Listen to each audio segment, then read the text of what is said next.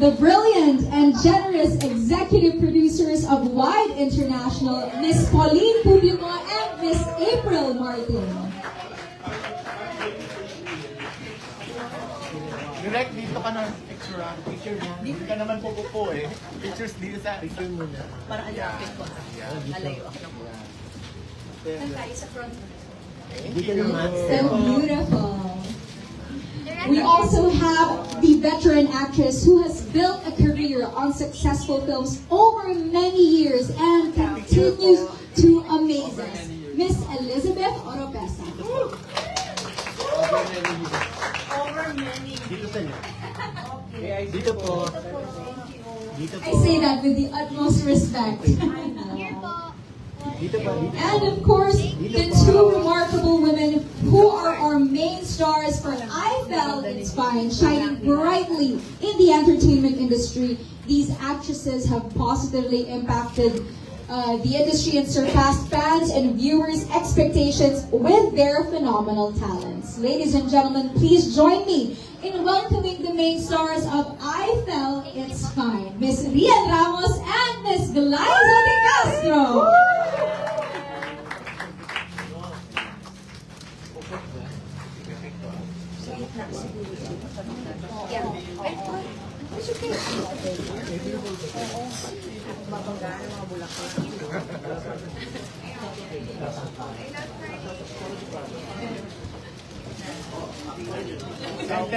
Alright, I think now is the perfect time as any for our photo op.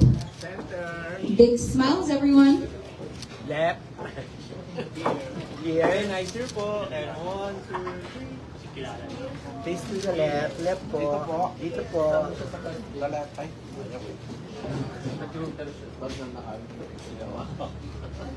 Dito po sa left. Facing left.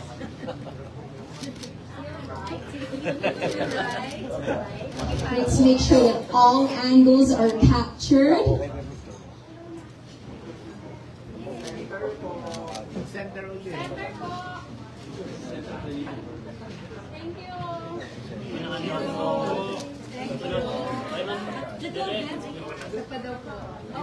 Another one on the left, please.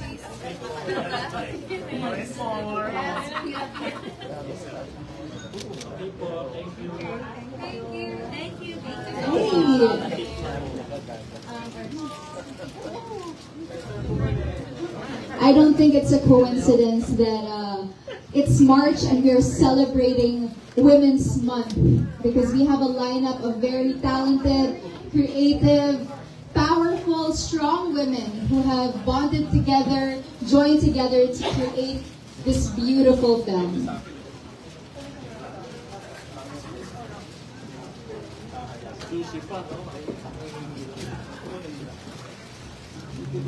Alright, so to give maybe a quick message, a welcome message to our friends from the press, maybe the ladies behind Wide International, Miss April, Miss Pao, would you like to say anything to our friends from the media?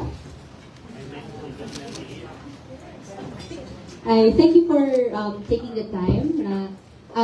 Actually tonight, it's very special to all of us kasi finally, we have completed a masterpiece, as I said. I Felt It's Fine. It's coming to cinemas this coming April 4th. So I'm really, really happy. Okay na yun, copy-paste. Alright, ahead of media questions, we have prepared a short list of insightful questions to capture how the film was excitingly brought to completion. So let's get started. This is a question for everyone. What was the most memorable encounter during your filming days? So as the stars, as the actresses, as the producer, as the director, what would you say was the most memorable encounter during the filming of I Felt It's Fine? Who would like to begin? Maybe direct Sigrid. Pinaluturo ko na. Nagkakabi talaga. Una sa lahat, memorable siya dahil meron kaming first 4 days na nag-shoot. And then after 6 months ulit, bago kami nag-shoot nung next naming leg. So, personally ako, first time ko makapag-shoot ng gano'n ng hahaba ng aming bakasyon talaga. Ito yung film na ang hindi lang dapat ng shoot, pero halos tumagal ng 1 year. Yung preparation namin with all the schedules and all.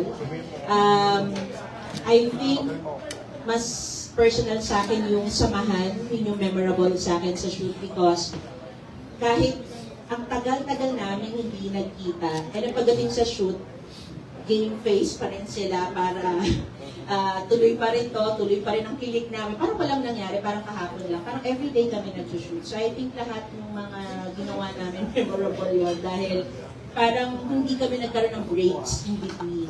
So masaya lang. And favorite ko talaga kapag lahat magkakasama, not only si Gladys and Rian, but also the other supporting roles, si Mr. Ro, si Ice, at saka si Alcris, si Inay. So, saya nila lahat kasama.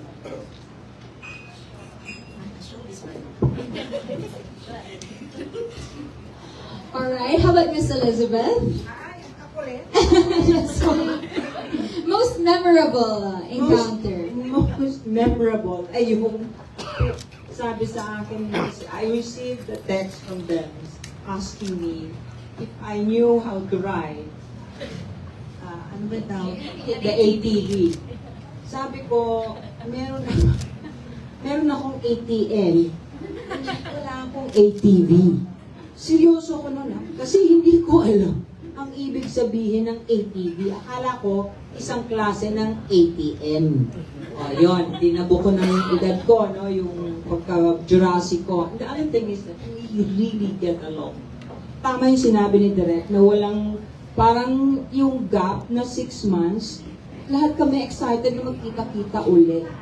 Excited na matapos yung pelikula dahil alam naming maganda. Yun ang number 1 na memorable sa akin. Number 2, yung pagkikita the second time, not the first time.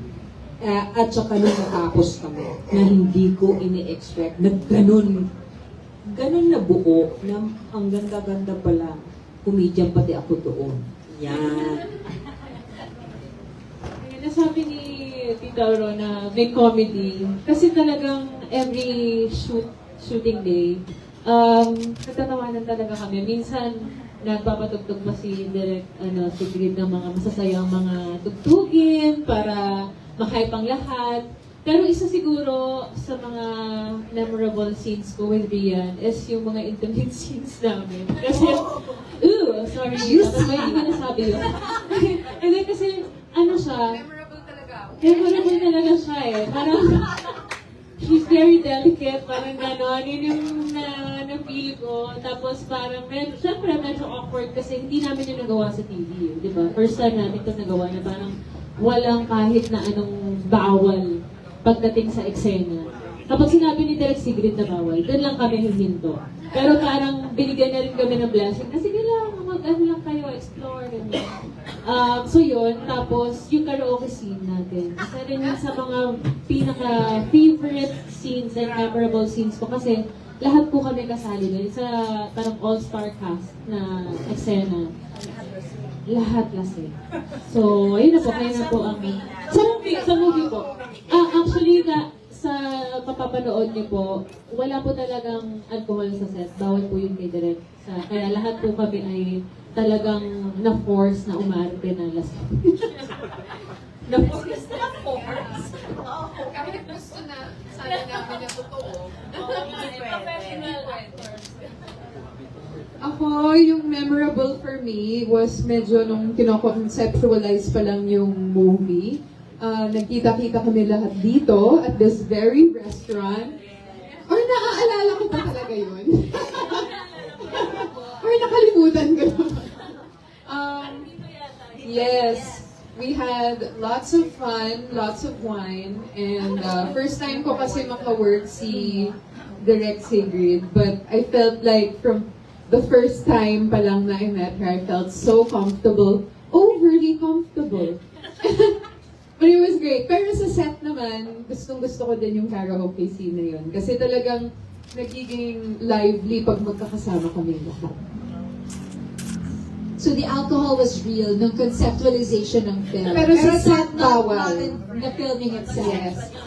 At saka yun research para alam namin kung ano gagawin namin dun sa fake. Yes. I think kailangan Oo. nyo yun kasi never nyo pa na-experience talaga. Kasi method yun. Yes. Exactly. At ang dami ko nakita parang curious faces nung na-mention yung intimate scenes. Exciting. How about you, Miss Kao and Miss April? For me, it's not just an encounter, but I always take it as a holistic approach. So yung totality nung film from the beginning until the end. Lahat yun napaka-memorable and yung na-build na relationship ng bawat isa. And not just a producer, but also parang naging supplier din kami as a whole ng movie na yung foods, yung locations, yung lahat parang ano ba yung mga mobilization cars, transportation. So lahat yung So yung as a whole na-strengthen yung leadership, yung entrance skills ko for me personally. Grabe yung growth ng yung siguro yung sa personal na din, pati yung sa entrance skills. So yun, and of course, yung na-build na relationship namin. Very memorable. Grabe talaga kapag Wild International yung nag-produce. Lahat provided from the food to the venue. Kahit yung ATV, sila din yung may-ari. Yeah, it was because nagkataon na yung resort, our Magic Resort is also our company, our business. Also, Dear Claus Restaurant. So, syempre yung food doon na din. Mobilization cars, so we have them. And then the manpower. So, exciting. Actually, I was not supposed to be part, or we were not supposed to be part of the production. Like, diba, as executive producers, you just fun, you just do this and that. But one thing that made this stand out for me is yung proseso talaga. Kasi when we started, I just want to share this with everyone kasi maybe this will be the last time that we're gonna do this because we're gonna be releasing this in theaters. Nung nag-start kasi ito, it did not just start just because we wanted Liza and Rian to do a GL movie. No, it started actually when we had them at the Big Dome. So at the Big Dome, at the Araneta Coliseum, so they performed there, and then they were actually teased by their fans. And then, are you willing to do a movie? And there, so nandun kami as producers, doon kami yung host ng event, kasi our Magic Year endorsers namin yung nandun. So, sabi namin, a movie. Okay, siseryosoin. Sumagot si Rian, I will always, what did you say? I will always say yes. Kasi na. And then, here we are. So, it's the process. And then, we tapped Liza. Kailangan natin kontakin si Rian na kung gusto niya, kasi nag-yes naman na siya. Actually, maganda yung output. I really love the output. But I want to share with everybody that it was actually the process that really amazed me so much. Kasi yung proseso namin nila Liza, sometimes may sleepless nights kami, nagkikiligan lang kami kasi natutuwa kami sa concept. Tapos, and then director, naghanap kami ng director, and then may iba kami kinausap. And then, of course, the best director came into the picture. That's why we have Direct Sigrid Bernardo. And then the cast, we were able to form the cast, and yeah, to make it short, it was a meaningful journey. It's not just a film. It's a film that has an advocacy. And should I say, we had undergone the foundational process of the film. Nanggaling ito sa isang proyekto at nanggaling din sila sa iba pang proyekto na nagkaroon ng advocacy, which is The Rich Man's Daughter. Daughter. So, yun yung nangyari. Kaya super happy kami and I think it's lovely to see how invested everyone is in the production of this film. And I'm sure maraming Rastro fans nakikiligin dun sa line na, I will always say yes. Well, now that I felt it's fine, now that the filming of it is completed, quick lang, how would you describe each other with the best compliment that you could give to everyone involved? Bawal kopyahan. In that case, mauna na Parang may para lang kayo maubusan naman. Best compliment each other. I want to say that I am so proud of everyone at this table. It's really amazing what a bunch of able women, smart, powerful women Yes. can make happen. Okay. Perfect for Women's Month. Abante babae. Sige na. Ako na lang parang. Sige. Describe ko or sige, gusto ko isa-isahin eh. That's Sige. direct si Green, quality and quality kasi sa mga outputs talaga ni Direk. It's quality and Yes, that deserves a round. may isa pa direct, funny. Yan. Yan si Direk for me. Miss Elizabeth Oropesa po, of course, highly respected. And lahat naman po tayo dito highly respected, pero iba po yung na-establish po ni Miss Elizabeth. And of course, yes, well-established. And of course, si Glyza, alam naman nating lahat. Glyza, kahit at sinasabi ng iba yan, quadruple threat talaga. Yes! Dancing, parang pinerfect niya. Acting, and composer din kasi. Oh. So, ayan, Miss Glyza. Rian, tignan mo pa lang si Rian, napaka-classy, elegant na niya. Pero at the same time, humorous si Rian. Na ano din na may ano siya, may side siya na very humorous. And then of course, si Miss April Martin, brilliant and smart. Bigyan ka Yeah? talaga. Oh, yes, thank you. Okay, simulan ko sa'yo. So, thank you for the compliment. Si Miss Pauline, basically, ano to, highly organized and excellent. Kasama ko na siya for 15, 16 years. It has always been like that.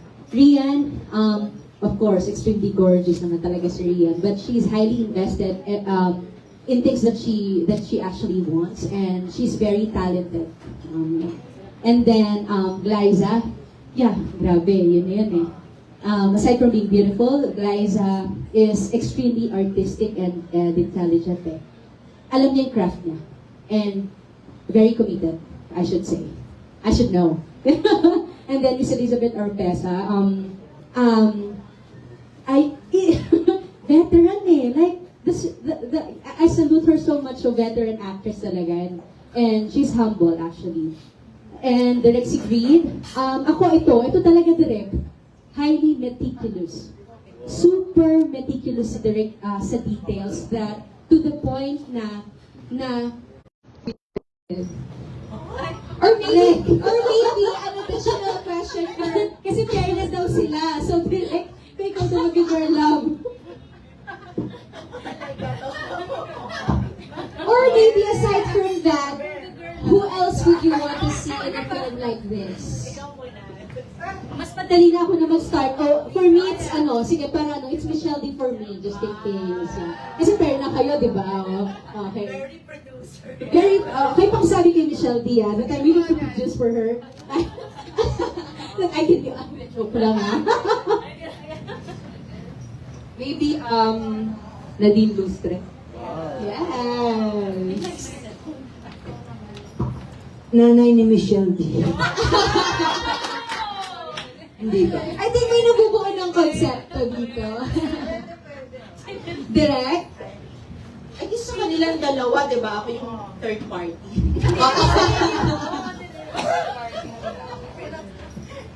Ang hirap naman. Ayaw kasi baka sabi na I'm playing favorites. Siyempre, dito na ako kay Rian and Liza, no? Dahil Yes. sila yung naka-work ko. So, I would love to act with them. Kung gusto nila. Kung gusto nila. Alright. Well, now, considering how important and monumental this film is, what would you say is your takeaway from this whole production? Or like a lesson that you, naibabaon nyo from I Fell It's Fine? Sabi ko kasi, syempre ako na yung last siguro kasi ako yung mobile, di ba? Kaya kayo, gusto kong marinig kung yung takeaway nyo raw. I've done quite a few films similar to this. The first one was with Alma Moreno. We did a kissing scene as well. Si Malakas, si Mahinhing, si Maganda. And it was scandalous at that time. Pero wow, box office siya dahil totoong nangyayari. Ang takeaway dyan, dapat tanggapin kung ano yung iniibig, sino ang iniibig, basta pag-ibig. Yun lang ang masasabi ko. Kasi ang dami na ngayong parang nahihirapan ng mga tao na tanggapin na maaring umibig sa magkaparehong gender. Parang hanggang ngayon, meron pa rin kapirasong ang tawag na tabu. Di ba? Kunyari, pag-uusapan, pero mamaya. So, ang takeaway ko dito, mas marami na siguro ngayong tumatanggap na totoong nangyayari ang mga bagay na ganito at dapat lawakan ng kaunti ang pag-iisip ng ibang sarado. Yun lang po, direct. Hindi, ako ano naman, pagdating sa process, kasi nabanggit din yung process ng pelikula, sobrang grateful lang ako to be surrounded with powerful women na sobrang driven, sobrang passionate for this film to happen. Ang dami po namin dinaanan talaga. Katulad nung nabanggit ni Miss April kanina, ilang taon din. Parang, nung nag-story ko tayo, that was, I think, November. Diba? So, hindi po siya nangyari kaagad. Pero, kailangan namin i-trust yung isa't isa at respetuhin yung isa't isa para po mangyari to. So, I think those are very important elements. And yun yung takeaway ko na respect and trust. We're just also so happy na si Direk Sigrid yung director namin. Kasi nung nasabi pa lang po sa amin yung konsepto na to, first thing in mind sa akin, sabi ko gusto ko ng babaeng director. Kasi I feel more comfortable dahil sa point of view ng babae, di ba? Mas nasa same wavelength kami. And at the same time, yung mga producers din namin, yung konsepto nila nito, very, sa kanila, very personal.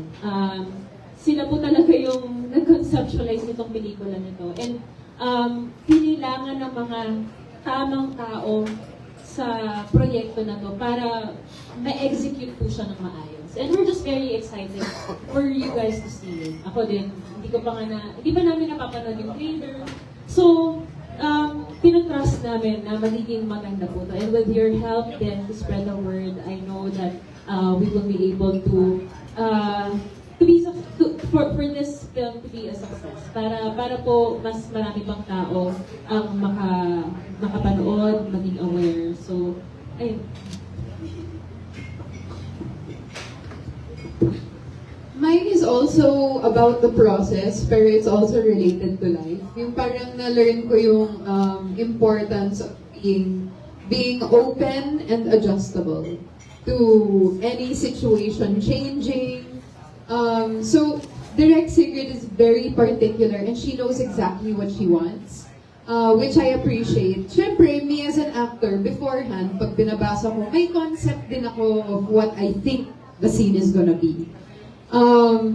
But when we do it, and whenever she wants another attack, I'm always ready to abandon all of my thoughts and go with hers. And I think it's also the same with life, na I think a person's success will always depend on how adjustable they are. Because you can have a plan, and if it changes, life will not follow your plan. You have to follow life. So you have to be ready to abandon the plan and go with the flow also. Hello? Love is genderless.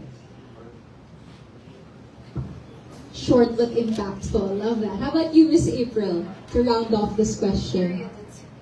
Si Direk yung magpipinali pala ako. Ano? Take away. Yeah. Ako siguro yun nga, yung process, siguro parang to summarize everything. Kasi, ewan ko sa dami ng proyektong ginawa ko, sa dami ng negosyong ginagawa namin, napaka meaningful sa akin ng ng movie project na to. This is our third movie eh. But siguro this movie has taught us also to actually jump out of our comfort zones. Kasi usually pag executive producers, ito lang gawin mo. Pero hindi, napuyat din ako sa... Kami, direct, nagpapaturo ako sa kanya. Meron kami ng ano, di ba direct, nagtatawagan. Ano yung mga one-on-one, may ganun kami na ganito. May lessons ako. Siguro that's one thing that I really love about this project. Na hindi lang ako nag-stick sa kung ano yung alam kong trabaho ko. Actually, nag-explore ako, kaya minahal ko na proyekto na to. So yun. Direct? Ako as a director and writer, sigurado na yung mga press dito, ilang beses tayo nag-meet tuwing gumagawa ko ng pelikula. Kung mapapansin niyo po, every time na gumagawa ko ng pelikula, very important po kasi sa akin kung anong klaseng pelikula yung gagawin ko, kung anong purpose po ito. And very important po sa akin yung mga makakatrabaho ko. Especially with this kind of movie na meron tayong pinaglalaban, meron tayong statement, which is of course very obviously love is genderless, love knows no boundaries, pero very important sa akin yung mga katrabaho ko, kung ano yung take din nila dito sa pelikula, kung ano yung opinion nila sa ganitong subject matter. Kaya ako pinamuna nga sila kasi para sure. Pero very sensitive yung subject matter na to, so it's very important for me as a director na hindi lang po ako lang yung nakikipaglaban dito. Very important sa akin ang producer ko and definitely, of course, my actors na naniniwala din sila sa pinaglalaban ng pelikulang ito. And I'm just so grateful na nung una pa lang namin meet, yun agad kasi yung tinanong ko what's their take in the LGBTQ community? And hindi lang sila kumukuha ng role for what? For clout? For wala lang? Magkaroon ng ibang klaseng role? Very important yung pagiging sensitive sa subject matter. So I think, parang sa akin, yun yung takeaway ko as personally, as a creator of this project, na dapat, kung ano man yung gagawin ko ng mga ganitong klaseng proyekto, ay importante yung magiging mga katrabaho mo. Kaya pag dumating yung panahon na ipalabas ito, lahat kami, buo kami, na nakikipaglaban kung ano yung sinasabi ng pelikula. And with regards to ano man yung takeaway na sana makuha nyo sa pelikula, hindi lang naman to about gender It's really about love, It's really about love. It's really about, minsan kasi pag nagmahal tayo, tapos nawasak ka, paano ka ulit babangon para magmahal ulit? When you get hurt, you build walls around you. You become strong. So, lagi tayong careful about love. Yun yung character ni Anne. She got hurt, and she built walls around her, and lahat, laging nakatiptoe siya. Ayaw na masaktan ulit. Ganun tayo pag nasasaktan. Pero here comes another entity, Chicks, who is, she doesn't care about rules. She doesn't care about getting hurt because it's natural. Lahat tayo masasaktan, hindi perfect ang mundo. Okay? So, nandyan siya, reminding us na sometimes, it's just feelings, Kailangan natin pakiramdaman. Hindi tayo kailangan lagi planado. Gaya nga ng sabi ni Rian kanina, may mga bagay kami sa shoot, kumbaga na, pinoplano mo, hindi naman nangyari. So, dapat ready ka rin doon. Kaya, even with the title, lagi tayong babagsak sa buhay natin. We always fall. Hindi natin, lagi tayong matatapilok sa life natin. But it's fine. So it's really, yun talaga yung takeaway ng pelikula. No matter kung saan ka man, figuratively, mabagsak ka, kung saan man bumagsak, madapa ka. Yeah. Ang importante kung paano ka babangon. I thank you. A round of applause for that, everyone, please. I think it's just so empowering to see how everyone here they're not just here to fulfill a job, they're here because they believe in the story, they believe in the film, and they believe in the power of film, in its ability to start important conversations, to open up important conversations. So now, since Direk already has the mic, I'll continue on with the question for you again. Given that this is a Sigrid right now to meet those expectations? And how is it working with, of course, Miss Liza, Miss Rian, and with Wide International? Beauty queen tayo. Of course, I do feel the pressure right now. Lahat naman ng pelikula, may pressure talaga ako. It's just, siguro, ano lang ako, gusto ko lang gawin din yung job ko as a director, and always I keep in mind, lagi, tuwing may gagawin ako, bakit ko siya ginagawa? Bakit ko siya ginagawa? Para kanino ko siya ginagawa? So, kapag iniisip ko yun, minsan gusto ko na mag-give up in the middle of the shoot, in the middle of the editing, or whatever. Pero kasi kapag iniisip ko kung para saan ko ginagawa itong pelikulang ito, doon ako bumabangon. So, that's very important to me. And, of course, yung mga katrabaho ko, syempre they're really fun to be with, lalo na pag after nila ng shoot, kapag may alak na. Oh my gosh. Oo, sige. Sige, paka-edit out yun. Sorry. Ibig ko sabihin, parang they're really fun to be with, but ang pinaka-gusto ko kasi, like na sinasabi nyo, meticulous and all, that's very true. Pero ang maganda doon is yung mga kasama ko na naiintindihan ako na I'm very strict during the shoot. When it's work, we work. You know, when it's play, yes, rock and roll. Wow. Ganun lang talaga. So, that's why I'm very thankful to them na, yun nga, they're very disciplined actors. All of them, of course. Siyempre, nako, na-starstruck ako. Sorry ha, pero kay Miss Elizabeth Lopez talaga ako na-starstruck eh. Ano talaga naman na tinanggap niya yung project na kahit supporting role. And she's a discovery here na komedyante pala siya. Nagulat din naman ako. Pero sobrang, isoron ako, sobrang, I'm very honored to work with you. Grabe, sobrang. And of course with Liza and Rian, ang gusto ko sa kanila, sobra nila akong pinagkatiwalaan sa paggawa ng pelikula, even with those intimate scenes and comedy scenes, drama scenes, lahat pinagkatiwalaan niya ako. And very important po yun sa director because mas napapadali po yung trabaho ko kung may tiwala sa akin yung dalawang artista ko. And it's really a collaboration also. You know, when they give opinions, I also ask them if they're comfortable with this and ano. So, yun. Very collaborative kami pagdating sa shoot. And of course, with my producers na talaga namang totoo po yun, na ang dami nilang ginawa sa pelikulang ito, hindi lang po pera. Sobrang, ang dami rin nilang natutunan sa production. Thank you for your patience talaga, Ms. April and Ms. Pauline talaga, dahil yung patience nyo sa, ang dami nilang involved sila sa production. But more than anything else is for spearheading this project. Kasi bihira din sa producers yung makagawa ng isang GL film.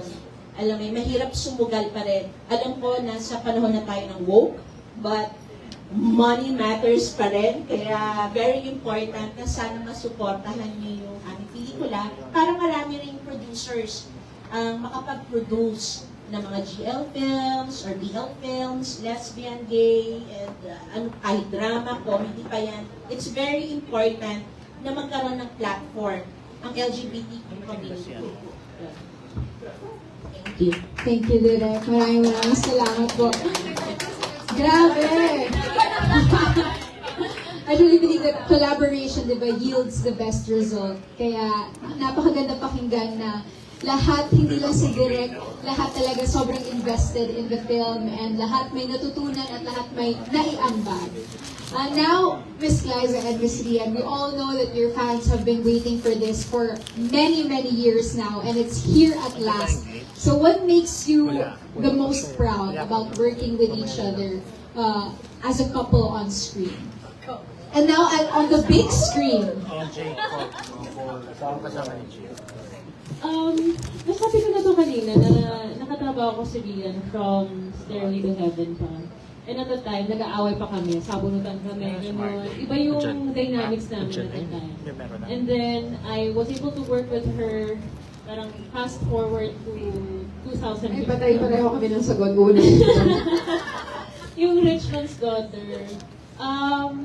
nung time na medyo nag-iba ulit yung dynamics kasi very sensitive yung subject na yun nung time na yun. But kung ano man yung kinaka-proud ko doon was we were able to give voice to people, women, who can speak up. Kasi after that, ang dami kong mga natanggap na emails, na mga letters from a lot of people who were afraid to come out.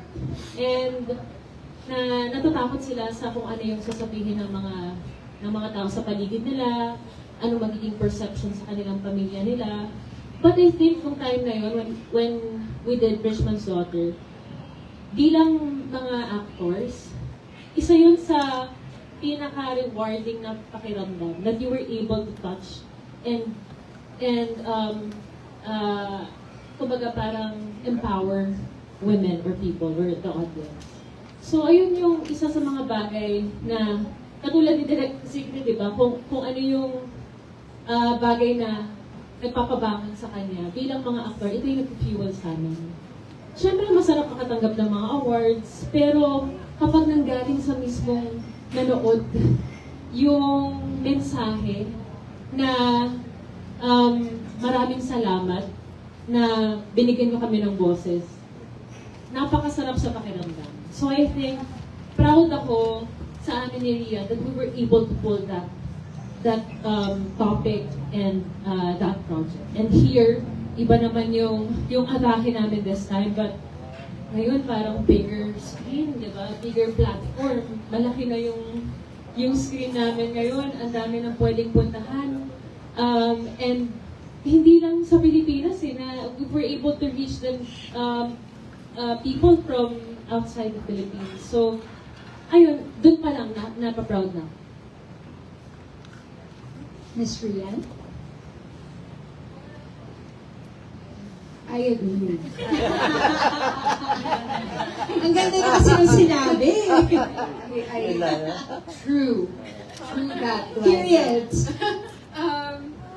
Well, yeah, definitely. That's what made me proud also so many years ago. Na parang there was really a lack of representation, I think. And I think when you work in media, it's kind of our responsibility then to lead the way and tell people what is normal. I mean, kasi ako, when I feel sad or misunderstood or something, it always makes me feel better to listen to a piece of art or watch, either listen to music or watch a movie and all of a sudden, when there's a story being told, I feel seen and I feel I'm not so weird pala. I'm not so different from other people. And I think that was the biggest gift of Richmond's Daughter. What I can say I'm proud of with Liza naman is we've known each other and we've worked together over such a long period of time that I've seen so many of her eras also, na parang every time we do a different project, we're a different person. In a good way. In a good way. That just means we're growing. Pero, alam mo yun, like, now I think the Liza that I met this time, and also I hope that the Rian that you met this time, is a new person that also, like, the person that you are, it makes me proud of you, the person that you've become, and how much responsibility you take on for something that you believe in, and your job. So, that's what I'm proud of. The fact that I can say na through the years, we've somehow grown together. I think that deserves a round of applause, everyone. I think it's so inspiring to hear actors who recognize the importance of representation through media. And I think it speaks to yung impact ninyong dalawa, that you guys lended your voices to women who need representation in media many, many years ago. And grabe yung impact because nearly a decade after